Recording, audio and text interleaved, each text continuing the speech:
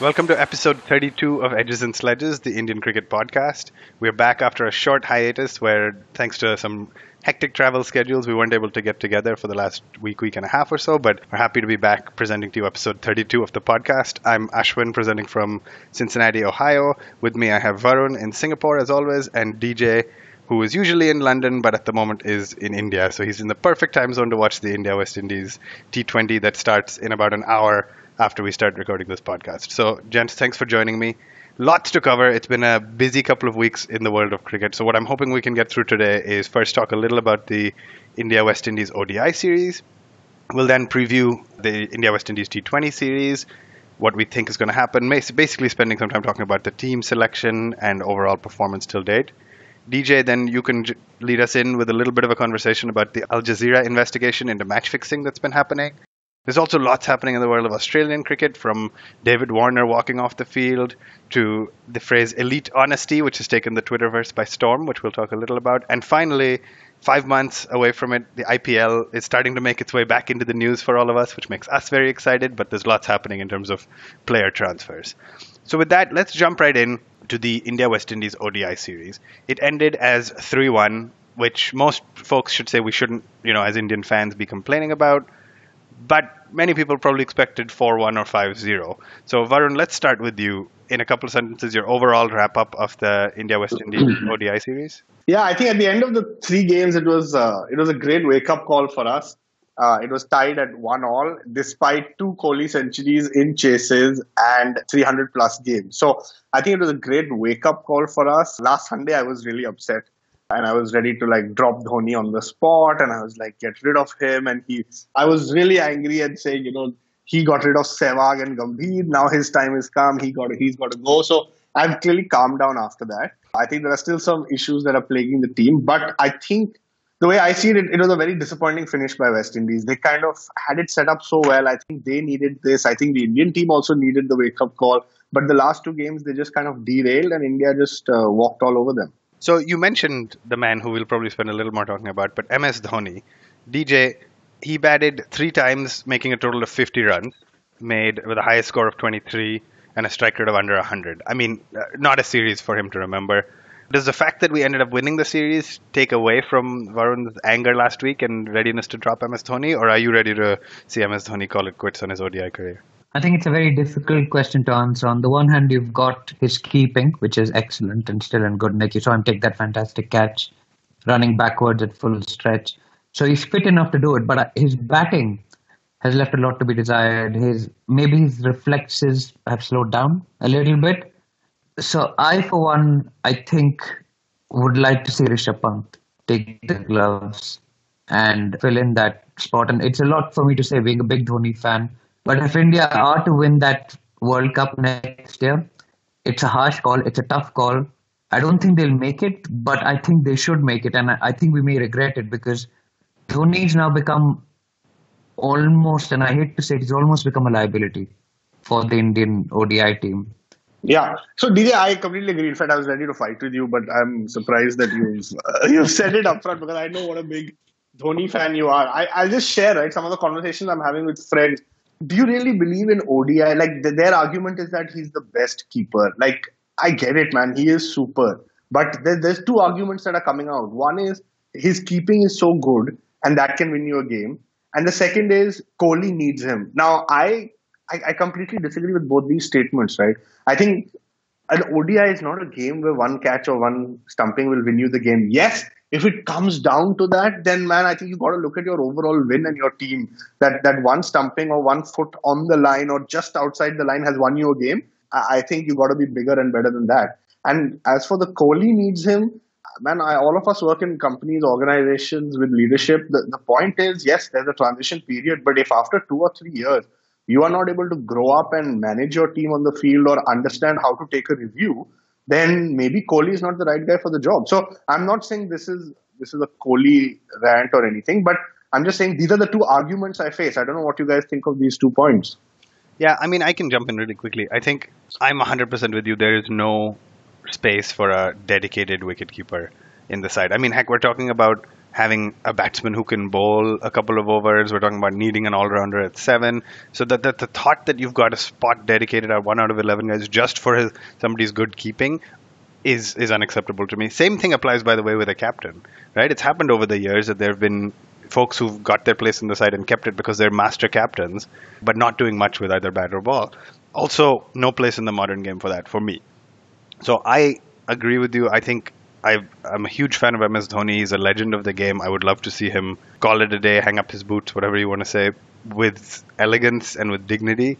But this is just getting frustrating for all of us. And what I would hate to see is, in his desire to play an extra 6 months to see one more World Cup, he tarnishes the legacy he's left from the last 12, 15 years, however long he's been playing. I think it's a lot of experience to lose out on. And it is 9,999 one-day runs to lose out on as well. It's interesting that he's been left out of the T20 series that's coming up. But Kohli's come out in public and backed him, which I think basically means that Dhoni will play the World Cup barring injury. But again, I think it's one of those backward steps which it should have been planned a little better for. Maybe what's happened is Rishabh Pant's rise has coincided very starkly with Dhoni's decline. Now, if Rishabh Pant hadn't shown himself to be so capable in the Test series in England, in the Test series against the West Indies, we did the IPL earlier this year, and he wasn't a decent keeper, we may not have been having this conversation. I mean, Dhoni's place would not have been in question. But given Pant has done all of that, it's a very hard decision to be making. What is it? Is it 8 months, 7 months out from the World Cup? But for the good of Indian cricket, I think they should still make it. I'm not sure they will, but I just hope this doesn't come back to bite us. Yeah, I think fair perspective. There's obviously no right answer. It's not going to be easy one way or another, but this is something I imagine we'll be talking a lot about over the next few months. So let's come back to that one in the next little bit. I'm going to shift gears and talk about something else from the India-West Indies ODI series. So I'm going to read out a list of numbers and we'll see if one of you can guess what I'm talking about. 112, 46, 160, 75, 36, 129, 75, 45, 71, 140, 157, 107, 16, and 33. Does anybody know what I'm talking about? Kohli's runs. Kohli's in 2018. 2018. And what I didn't say is 6 of those were not out. I mean, we've talked about this on the show before, but he's just having the run of his life. His average in the series was above 150. He made one score of 16 that we were also shocked by because it's been so long since we've seen Kohli perish for anything less than 30 to 40 runs. So Varun, let's start with you. What do we say about the man Virat Kohli? There's no words, man. Like the fastest guy to 10,000 runs by a long margin. I was reading, I think yesterday, Sachin got it in 256 or 259 innings. Kohli's in not 210 or something. 205. 205. So I think it's just phenomenal. I just pray that he stays vegan, he stays fit. I think India needs it. Whatever he's doing is working for him. So just keep doing it. Is he vegan? It's unbelievable. Yeah, he's just 4 months ago turned vegan. Well, after getting married. Yeah, Is Anushka vegan? I don't know. I'm assuming, but I'm not sure. I'm disappointed, Varun. I thought you would have known the answer to that. I don't know if Anushka is vegan or not, but Kohli's definitely gone vegan. Whatever he's doing is working for him. I also think he played the West Indies series because he didn't want to give up 3 centuries. I think I'm surprised he missed out on 5. But yeah, just super performance. Absolutely great.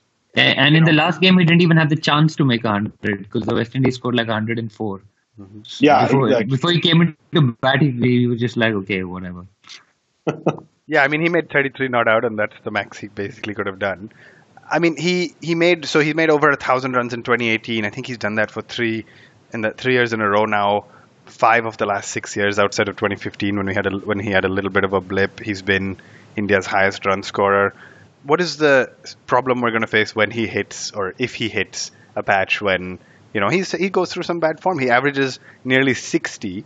Is it long-term sustainable? Is he going to do this for the next 6 years and smash everything? Or is he, when he hits a purple patch, do we have the right people to step up?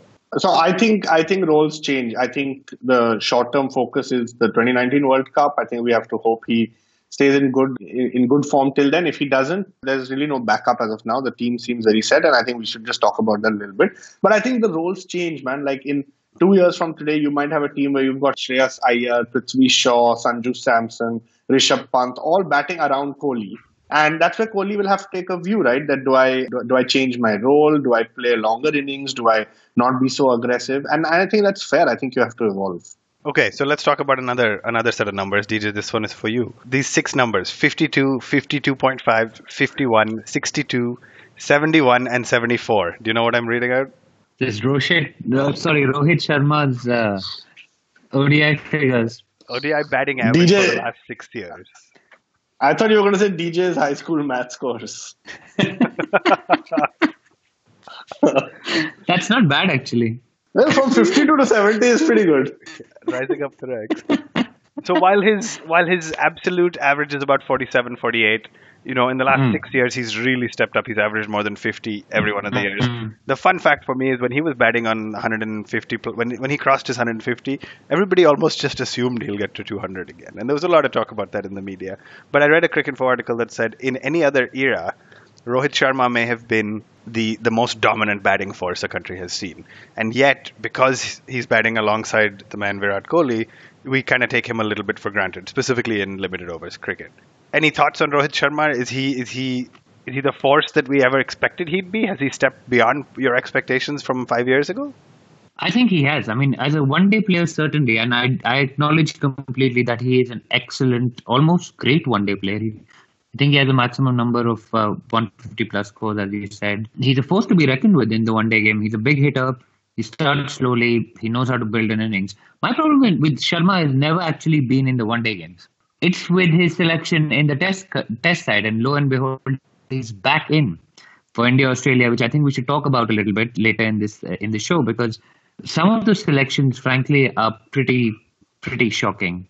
But Rohit Sharma, I have no issues with in the one-day game. I think he's one of the greats. He's one of the most prolific scorers in one-day cricket. And there was an interesting article on Cricinfo which said that Sharma is never playing second fiddle to Kohli. Where in a Ganguly-Dravid partnership, there was Dravid playing second fiddle. In Tendulkar-Dravid, there was always somebody was playing second fiddle to the other person. Whereas in a Kohli-Sharma partnership, neither of them play second fiddle to each other, and they just both go for it. So it's a very interesting article. I think it says something like second to none or something is the title of the article. So if our listeners would like to go and read that, it's a very good article. It sets out his numbers when he started and what his numbers have been in the last 6 to 7 years. And he's basically completely shot up. So yes, Rohit Sharma, great one-day player and absolute key for him to perform for us to win the World Cup. Yeah, that's it. So Varun, we've talked about it before, but Rohit and Shikhar, one of the most prolific opening pairs of all time. Virat at number 3, one of the ODI all-time greats, if not the best ODI batsman to have ever played the game. And now Ambati Rayudu, been told, cemented his spot basically at the number 4 position going into the World Cup. So much so that he yesterday retired from red ball cricket, which means Ranji Trophy Test match cricket, just to be able to focus on white ball. Thoughts on that top 4 and Rayudu in particular? I'm super happy. I can't tell you how happy I am. I think 2 elements to it. One is it's ended the debate. Kohli has come out and said this is it. So that's one thing I'm very happy about. And then secondly, coming to Rayudu specifically, I think they figured out that they need somebody stable. I almost feel like this is Rayudu's moment, right? You play cricket, this last 6 months of his career maybe could be the turnaround, could be everything you're remembered for. I somehow get this feeling of Mike Hussey coming into the team. Of course, I'm not saying Rayudu's that great, but I'm just saying I get that Hussey-ish vibe. Yeah, it's. I'm personally very happy. Great. And so I'm gonna jump ahead. I'm not gonna spend too much time talking about the Indian bowlers because Bumrah did great as always. Kuldeep had a great run. I wanted DJ pick your brain on one of my favorites, but Ravindra Jadeja and his role in the ODI squad in particular, and how we should think about playing in India or in Asia versus in England. Does Jadeja have a spot in this ODI squad moving forward, or is he just fitting in nicely while Hardik Pandya is recovering from injury? I think there's a spot to that as well as Jadeja in the squad. And I'll tell you what the reason for that is. When you have Kedar Jadhav, who's one of Varun's favorite players, basically you play one less wrist spinner.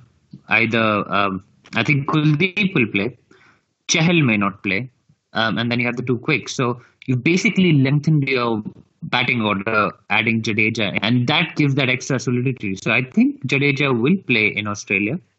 in the ODI games. I think he will play in England as well, because playing two wrist spinners, I don't think it's a luxury basically. Yes, they've done really well. They've picked up a lot of wickets and things. But frankly, I mean, Jadeja is a good enough bowler to hold his own in one-day cricket. But his batting has come on leaps and bounds. He's played well in the Asia Cup. He's played well in the towards the end of the England tour. So I think Jadeja does have. I think he has a spot even when Pandya comes back at the cost of one of the wrist spinners, because he can provide the left arm orthodox and get through the overs quickly. Bats well. Excellent fielder. So he brings all of that to the table. So I certainly think he's got a spot nailed down for the World Cup. So, Varun, before we move on to the T20s, let's quickly talk a little about this West Indies side. You know, before they showed up, everybody said India keeps booking these series to pad their stats. Some of us were expecting 5-0.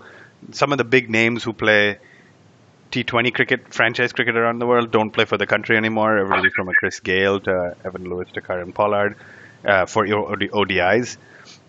At the same time, there were some positive signs, right? Shai Hope looked really, really solid in the middle. Shimron Hetmyer, there's lots of debate about him getting an IPL contract, and I was most excited about some of their fast bowling options, O'Shea Thomas in particular. So, any thoughts quickly on the West Indies team that toured India this time? Is there hope for the future? Yeah, I think there is. I was quite impressed. You already mentioned the names Hope, Hemraj, Hetmyer, and in fact, they did well in the first three games without Marlon Samuels doing much. I think Holder captained very well, especially the game they won. But yeah, I think it's good. Look, the West Indies is the kind of team you always want them to do well. So somewhere inside, all of us really want to see them doing well. I think if they get those couple of big names back, along with these upcoming youngsters, I think it's a good team. Now, are they a good team in the next 6 months? I don't think so. But I think there's, for lack of a better word, hope. Yeah, I think that's a good way to put it. So, we'll come back and talk a little about the India-Australia test squad as well, but I want to quickly preview the T20 series that's coming up. India is playing 3 T20s against the West Indies, the first of which starts in about 35 minutes from the time we're recording this. DJ, where is Andre Russell? What's going on? I don't know. The Dre Russ was part of the squad, wasn't he? I thought he was meant to play. What's happened to him? He was part of the squad, I don't know. And then he didn't show up in Kolkata, and so then people went back to try to figure out what happened. Then they saw on Instagram he was still nursing an injury back home after he left the Afghanistan Premier League early. So I think disappointing, but fairly symptomatic of how the West Indies Cricket Board has run its operations in the last few years. And I'm personally disappointed to not see him under Russell in India as a sight for sore eyes. But I think this is just the reality of West Indies cricket in the last few years. Varun, Krunal Pandya making his debut in the squad. Actually, no, sorry. He's been in the squad before, but likely to make his debut in the playing 11. Reactions to that? Is that the right move? I'm a bit conflicted, but I think so. I think he deserves a shot. I think he's done well in IPL so far. He's a T20 player for sure. I'm curious to see him and how he plays. So pretty happy with that. DJ is shaking his head aggressively as you say that. DJ, reaction? We just lost an uncapped sub. Guaranteed uncapped sub for the IPL. This is and it's Shahbaz is also gone. Prithvi Shaw is also gone. How are we going to get those free subs in, boss, for the IPL? On a more serious note, I think it's a bit late to be testing him. Why didn't we bring him in a little early? He would have been an option for the World Cup. I mean, I think it's the right move. I agree with Varun. But I wish he'd come in a little bit earlier. And I'm, of course, sad about the fantasy element of this. Yeah, I mean, I don't think Indian management has seen him as an ODI option. So I think it's interesting to test him in T20. I think it's disappointing because nobody would want to just be a T20I cricketer for their country. And honestly, like my reaction a little bit was, if you're going to make him a T20 specialist who plays IPL and T20 for his country, shouldn't he be allowed at some point to play franchise leagues around the world? Like, it would be awesome to see a Krunal Pandya play number 6 or 7 in the Big Bash, in the CPL. It would be great, but maybe that's something that'll come someday from the BCCI, letting their players. He should take Hardik also with him, I think. They can just Hardik could be his fashion consultant. Dude, Rohit Sharma trolled Hardik for it. He wished him happy birthday and said, hope you get a better fashion designer, and showed that lehenga thing, that Tibetan monk thing that he was wearing. Remember you sent the picture? Yeah, I remember. Okay. So Rohit Sharma actually trolled him for it. It's awesome. Nice. All right, so before we move off of India and talk a few other topics, India versus Australia. DJ, you mentioned it. India's announced the 18-player test squad. Rohit Sharma made his comeback. Shikhar Dhawan was left out. Murali Vijay made his comeback, and then the rest are the usual suspects from a batting standpoint. Prithvi Shaw, KL Rahul, Pujara, and Rahane, of course, with Virat. Reactions to the batting selection before we talk bowling? Yeah, Mayank Agarwal being left out and Karun Nair being left out were pretty disappointing for me. Hanuma Vihari made the cut, thankfully, to show some consistency. But Mayank Agarwal was brought in for 2 test matches. He did one video in which he was sitting in an ice bath for the BCCI website. And he's been dropped again to go back and score more runs in the Ranji Trophy. So, I mean, if you're that guy, he's 27 years old. He's been the top run scorer, I think, this season and maybe last season as well. He's just piled the runs on. He's broken the doors down. He's come into the team and he's just been dropped. It's like, yeah, we'll give you a shot, but you won't play. You'll sit in the ice bath and we'll send you back. Karun Nair is the same. I mean, Karun Nair has been sent back to Ranji Trophy cricket, being told you need to score lots of runs there. And it's inexplicable. But anyway, I mean, I'm pretty sad not to see Mayank back going to Australia instead of Murali Vijay. I mean, Murali Vijay sent him back from England on the basis that he's not in good form and he hasn't scored runs. And rather than have someone who's a young, upcoming, informed batsman looking to make a mark, you've gone back to Murali Vijay again. I mean, how many more years of Murali Vijay does he really have? I'm actually in the opposite camp. I think it was the right move. After his India-England series, he played for Essex, knocked up 350s and 100 out of 4 innings, I think.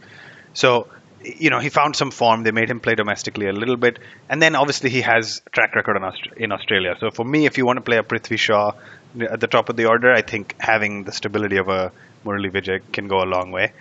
Varun, let's talk a little bit about the bowlers. And the bowling seems pretty set, right? In test matches, Bumrah, Bhuvi, Umesh and Ishant, with Shami rounding out the 5th seamer, and then Ashwin and Jadeja with Kuldeep playing that backup spinner spot. Any reactions to that? No, actually nothing. No surprises there. I think this is the right test squad. I think these guys have proven themselves. I think Jadeja and Ashwin are the top 2 spin bowlers for India in test matches. It'll be interesting to see if Kuldeep gets a chance. Personally, I think he won't start after the Lord's test, but no complaints on the bowling. I think I think it's a well-rounded team. The only thing I want to say about this team is I really hope Prithvi Shaw plays. I think even if he fails, I think you've got to make him play. He's the future. Don't kind of take him out in the second game. That's my only concern. Yeah, I think that makes a ton of sense. So thanks, guys. Lots of good conversation about India, both from the West Indies series and then leading into Australia.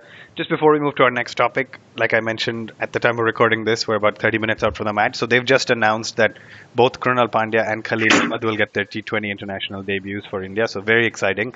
And interestingly, Bhuvi and Chahal both miss out. So Umesh Yadav gets slotted into the side despite not being in the shortlist to 12. It looks like Bhuvi wasn't feeling well. So good to see. I think it's a good T20 squad, and we'll all be watching the match right after this. So let's pivot to some fine happenings in the world of international cricket. DJ, about a week and a half ago, there was a lot going on in the news. Suddenly the news broke about an Al Jazeera investigation into match fixing at the highest levels of the game, international players involved, international teams involved. And then it's been a little quiet for the last few days. Do you want to walk us quickly through what happened and what your reaction is to it? Yeah, so a couple of weeks ago, Al Jazeera came out with the second installment of the investigation into match fixing. They effectively run a sting operation in Dubai and in other places, posing as people who wanted to place money on match fixing, on cricket matches, and had been put in touch with bookies as well as a person who claimed to have contacts who could fix matches. Well, actually, it's not actually match fixing; it's spot fixing. So they could fix sessions and they could fix bits of games. Apparently, there were about 15 test matches that were affected. There were English, Australian cricketers involved, although the person involved, I think his name is Munawar, said that he got players in every single team. The first part of the documentary actually has footage where they are speaking to the curator of the goal pitch to doctor the pitch to provide a certain kind of result.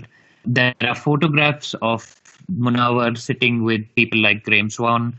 There's photographs with Virat Kohli, and there's no indication that those particular players have been involved at all. But England's tour of India, Australia's tour of India, there were sessions that were fixed, and they've turned over evidence to experts. They've also the way they do it is basically they say that this will be a Manda session. So they say that the number of runs scored in that session will be below the number that the bookies predicted. So you're betting effectively under, say, 50 runs for the hour or 50 runs for the session. And ye manda jayega is what they say. And this happens throughout because it's easier to underperform in some ways, I suppose. The ICC has apparently got some knowledge of this back in 2010. They've not done anything about 1 hour. Now they've put out an appeal to help find that man or get information on him. Commentators are extremely outraged. It's fairly rotten. There's something that's rotten. There's no smoke without a fire. And something big is going to break soon. It appears that there are no Indian cricketers involved. Umar Akmal, I think, appears on tape picking up a bag. Now, we don't know whether there was anything in it apart from biryani. If these were Asian cricketers, there would be absolutely no doubt that there was something wrong. And nobody would be outraged about it.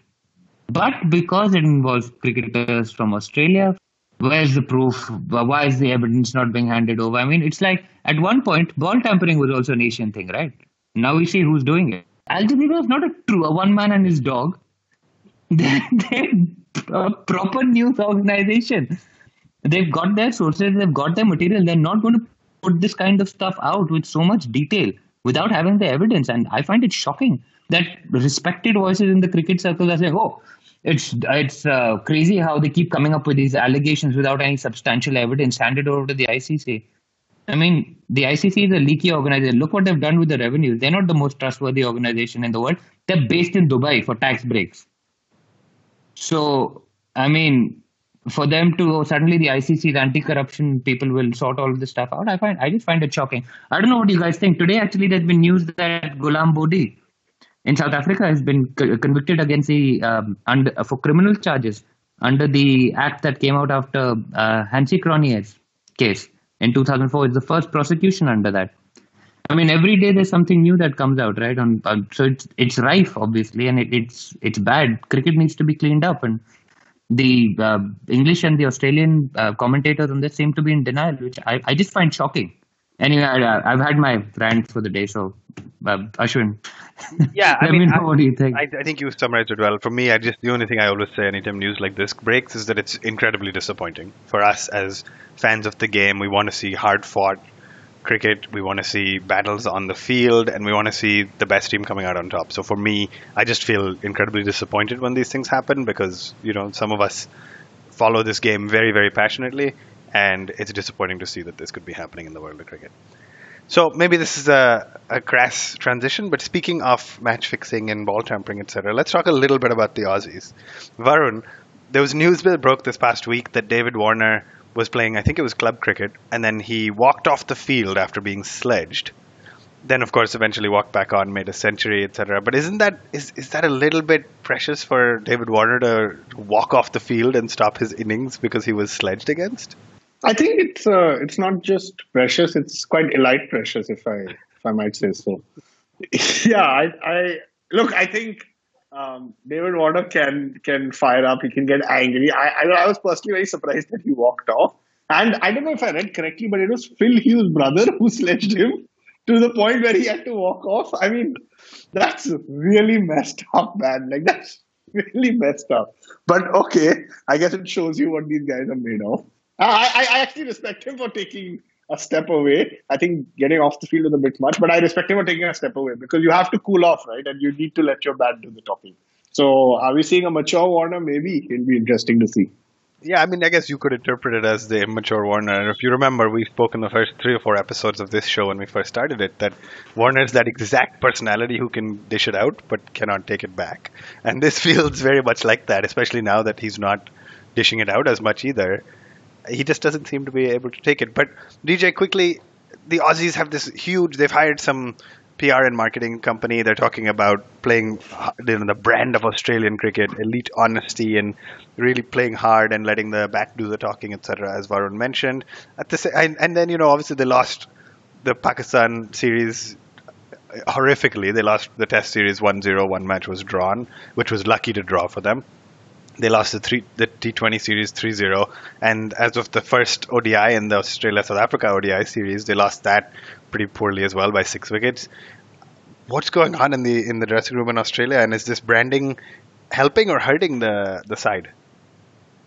So I think you can't really you can hire how many ever consultancies and brand managers and whatnot, but when we have a legend of the game like Shane Warne just come out and smash it, which is what he's done. He's like, this is all shit.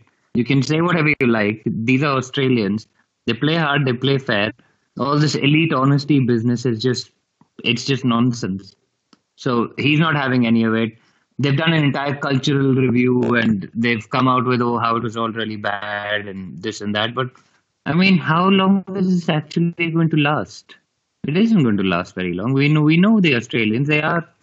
I mean, yes, I think there's patience, pressure, and elite honesty. Whatever elite honesty means, it's obviously different from just honesty. So I'm looking forward to finding out what it means. But what emerged in Newlands earlier in this year is a systematic issue. And it's gone on for so long and it's been so successful, it's very difficult to get it out of the system. And I think Dale Steyn said the same thing. He said, you can do whatever reviews you want, but out on the field, they're going to be Australian. They're going to be themselves. So I don't see them taking a backward step. And yeah, I mean, obviously, maybe they just choose to walk off the field or something. Who knows? Maybe that's part of the new culture. I don't know. It's absurd. And it was interesting today. You saw Finch was extremely elitely honest. I don't know if elitely is a word, but elitely honest. It was completely going over the stumps. Mark Waugh called it on the TV as soon as the ball hit the pad, and Finch didn't review. And then later you have Lynn, who has clearly edged the ball, and he's just standing there waiting for South Africa to review. So it's all a bit conflicting to me. Yeah, it's tough. So last question on Australia before we wrap up. I put my stake in the ground in Feb, saying this 12-month ban will last 9 to 10 months, and then there'll start be discussions about bringing back Steve Smith and David Warner in particular before the India series. The ACA, the Australian Cricketers Association, I believe, has put forward this recommendation. Yes or no, DJ, will Smith and Warner play against India? I don't think so, but I think at the time we'd said that they will play because the BCCI will want them to play, but I don't think they're going to play. Varun? Yeah, I also don't think they'll play. Interesting. So let's see how that shapes out in the next little bit. We'll keep. What do you think? I still think they will. I maintain that stance. I think we're a month out. I think the ACA has put forward this recommendation. Australia, at the end of the day, cannot bear to keep losing like this, and it looks like they're going to keep losing against South Africa as well. And so maybe the desire to win will prevail in this sense. That would just be such a U-turn. It would just be so convenient if suddenly Warner and Smith are produced from nowhere to play against India because they've got thrashed by Pakistan. Now they've got thrashed by South Africa.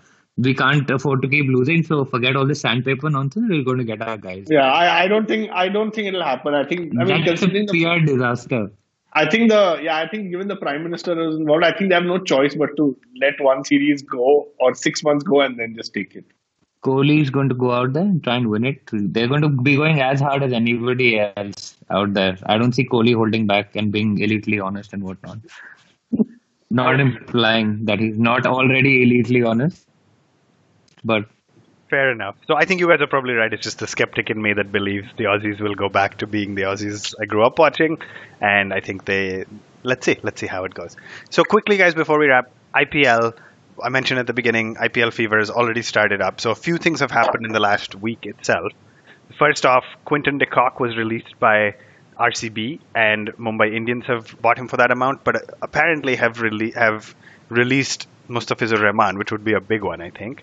The second is Punjab and Bangalore swapped Marcus Stoinis and Mandeep Singh. So again, not a huge change, but the two big changes that have already been announced. The first is Virender Sehwag has parted ways with the Kings 11 Punjab after 3 seasons as mentor, and Shikhar Dhawan is reportedly heading to the Delhi Daredevils, who reportedly, I have to keep putting this disclaimer, have sent Vijay Shankar, Shahbaz Nadeem, and the young all-rounder Abhishek Sharma to Hyderabad instead. It was always reported that Shikhar was pretty unhappy at Hyderabad given how the bid went down last year. So Varun, let's start with you. Reactions to some of the transfers that have happened for the IPL?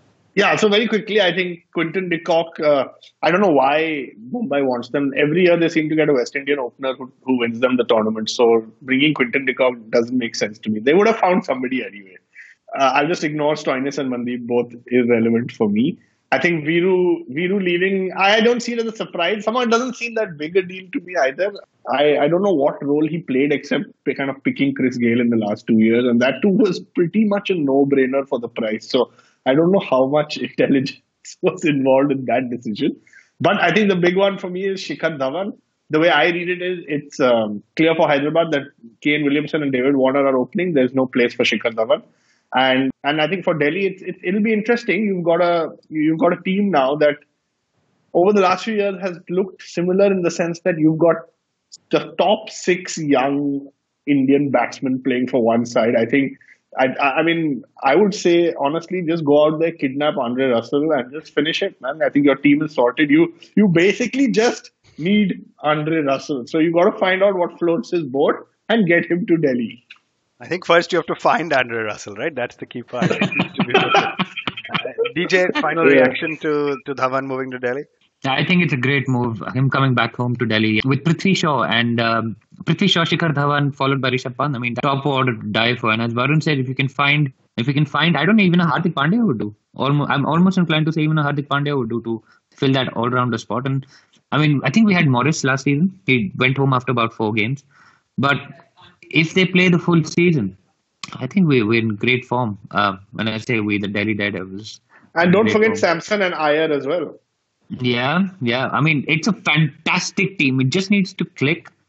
And once it gets on a roll and we get Viru in as the coach.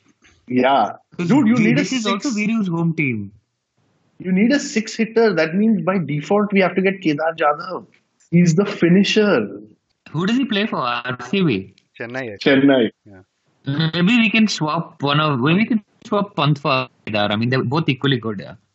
And he'll give us a bowling option also.